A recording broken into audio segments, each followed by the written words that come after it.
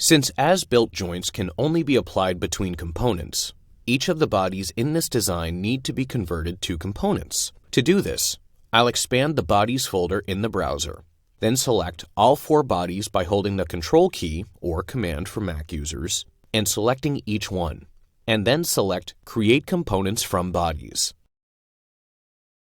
Now all 4 bodies are converted into components, and I'll rename each one accordingly.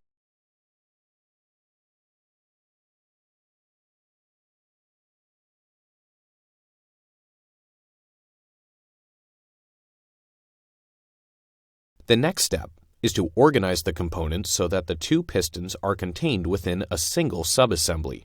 To do this, I'll create a new component in the assembly, name it Piston Subassembly, then drag both piston components into this newly created component, which will change the icon from a component into an assembly icon. With the piston components organized within a subassembly, I can move on to adding as-built joints and enabling motion. First, I'll add a revolute as-built joint between the 2 arm components. I'll enable the command from the Assemble drop-down menu, then select both arm components. Make sure the joint type is set to revolute, and then select the circular edge at the center of both components, where they come into contact with one another.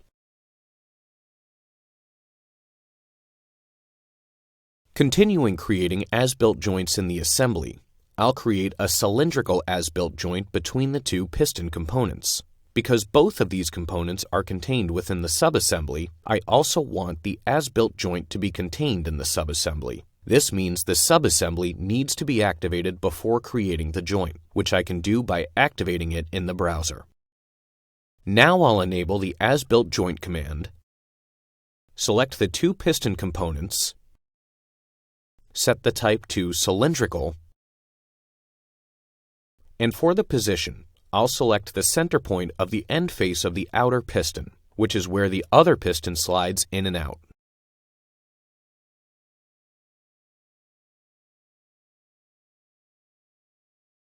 At this point, I don't want any other joints to be added within the subassembly, so I'll reactivate the top assembly level. Now I can continue adding other as-built joints. At this point, the piston subassembly isn't joined with the arms, so I'll add 2 revolute joints. I'll enable the as-built joint command once again, then select the bottom arm component and the inner piston, set the type to revolute, and then select the center point of the cylindrical face of the piston, which will keep them centered relative to one another.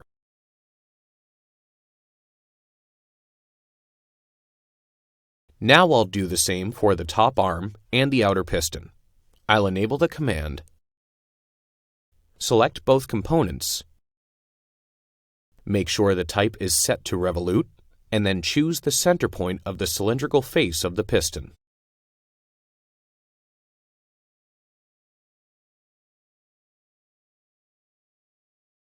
At this point, all of the components are joined together, and to verify that the assembly motion is correct, I need to ground one of the components. I'll right-click on the bottom arm component, and then select Ground. Now when I click and drag the top arm component, the upper arm component rotates, and the piston components slide within one another and rotate within the arms. This is the motion I'm looking for.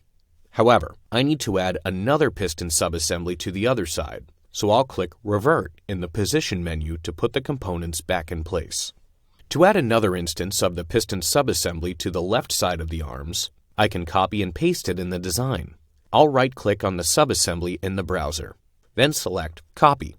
Now, if I press on the keys Ctrl-V or Command-V for Mac users, another instance is placed in the model. I'll use the manipulator to drag it 180 millimeters to the left, which lines up the pistons with the arms,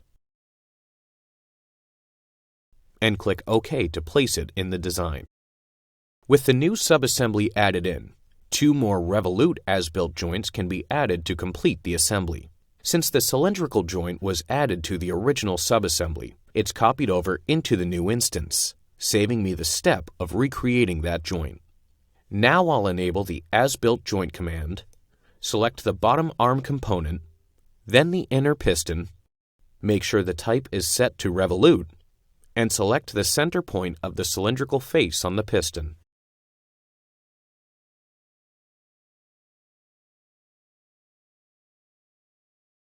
To finish up, I'll add one more revolute joint to the top arm and piston.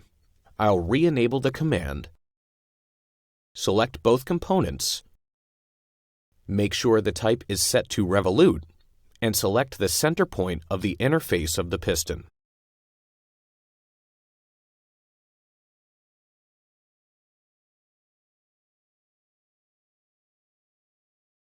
This completes adding all of the necessary joints to the design.